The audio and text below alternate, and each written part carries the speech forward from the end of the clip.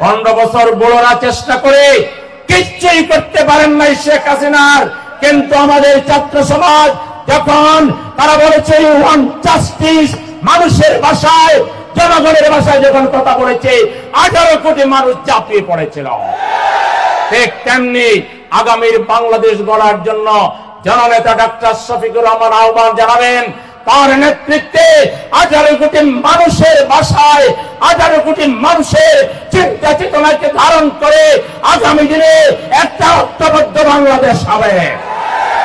এই বাংলাদেশের মানুষের ঈমান আকীদার মূল্যায়ন করা হবে, বিশ্বাসের মূল্যায়ন করা হবে, মূল্যবোধের মূল্যায়ন করা হবে, অতীতের রেকর্ড দেখা হবে। সরকারে গিয়ে আপনারা কি করেছেন আর আমরা সরকারের বাইরে কি করেছি আমরা তুলে ধরব। জনগণ বিচার করবে আগামী রাষ্ট্র পরিচালনার জন্য কোন রাজনৈতিক দল তাদের জন্য দরকার, সেই অনুযায়ী তারা ভোট দেবে। ভোটের পরে সরকার গঠন হবে। আমরা জামাত ইসলামী যদি ক্ষমতায় পাই, আমরা একা দেশ চালাবো না, আমরা আলেম সমাজকে দেশ পরিচালনায় একীভূত করব। আমরা শিক্ষক সমাজ, আমরা শ্রমিক সমাজ, আমরা কৃষক সমাজ এবং দেশের সিনিয়র সিটিজেন সহ বিভিন্ন রাজনৈতিক দলের কর্মীদের মধ্যেও যারা প্রতিভাবান, সততা, যোগ্যতা যাদের মধ্যে রয়েছে, তাদের সকলকে অ্যাকোমোডেট করে একটা ইনক্লুসিভ বাংলাদেশ আমরা প্রতিষ্ঠা করব ইনশাআল্লাহ। আমরা বিগত 53 বছরে মায়ের কে প্রতিকূলতা মোকাবেলা করে করে আমরা প্রতিষ্ঠান গড়ে তুলে লোক তৈরি করেছি, সাংস্কৃতিক ফিল্ডে লোক তৈরি করেছি, রাজনৈতিক ফিল্ডে তৈরি করেছি, শিক্ষা ব্যবস্থায় করেছি, অর্থনীতিতে করেছি, সুদ মুক্ত, শোষণ মুক্ত, কিভাবে অর্থনীতি চলতে পারে, কিভাবে কর্জা হাসানার মাধ্যমে আত্মীয় স্বজনকে স্বাবলম্বী করা যায়, জাকাতের মাধ্যমে দরিদ্র শ্রেণীকে কিভাবে স্বাবলম্বী করা যায়, এর জন্য আমরা বিভিন্ন প্রতিষ্ঠান গড়ে তুলেছি।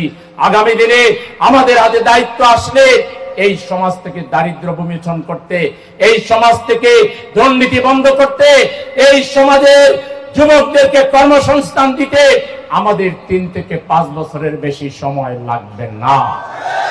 ইনশাআল্লাহ আমরা এই সমাজকে সুস্থ সুন্দর সমাজ হিসেবে গড়ে তুলব। আমরা নারীদেরকে যথাযথ ইজ্জত এবং মূল্যায়ন দেব। অনেকে অপপ্রচার করে যে আপনারা ক্ষমতায় আসলে নারীরা সব হুচট খেয়ে মারা যাবে। পাগল কোথাকার! নারীরা আমরা ক্ষমতায় আসলে টেকনাফ থেকে তেতুলিয়া, মহারমা আত্মীয় ছাড়াও যদি ভ্রমণ করে, কোন মানুষের সাহস হবে না চোখ তুলে তার দিকে তাকাতে পারে। নারীদেরকে আমরা মায়ের আসনে রাখবো, বোনের আসনে রাখবো, স্ত্রীর আসনে রাখবো। নারীরা সবচাইতে বেশি স্বাধীনভাবে তাদের সকল কর্ম এখানে করতে পারবে। ইসলাম হুদাল্লিন নাস। আপনারা হজে যান না, উমরাতে যান না, লক্ষ লক্ষ নারী পুরুষ, মেয়ে ছেলে, যুবক যুবতী একসাথে উমরা করে হজ করে কোন মানুষের মনে ভুলেও একবার কোন খারাপ চিন্তা আসে না। সবাই একসাথে থাকে, সেখানে একটা দুর্ঘটনা ইতিহাসে কেউ বলতে পারবে না। এটাই ইসলাম। জামাত ইসলামী আসলেই নারীরা সবচেয়ে বেশি সম্মান পাবে। কয় হিন্দুদের কি হবে? আমরা বলি হিন্দুরা কি আল্লাহর সব নিয়ামত ভোগ করছে না? সব কি মুসলমানরা ভোগ করে? আল্লাহর সূর্যের আলো কি হিন্দুরাও পায় না মুসলমানরাও পায়? আল্লাহর যে এই সুন্দর প্রকৃতির যে উপকার, এটা কি শুধু মুসলমানরা পায় না, সবাই পায়। এবং জামাত ইসলামী যেসব প্রতিষ্ঠান ইতিমধ্যে করেছে, ওখানে যে দেখেন ওখানে হিন্দু আছে, মুসলমান আছে।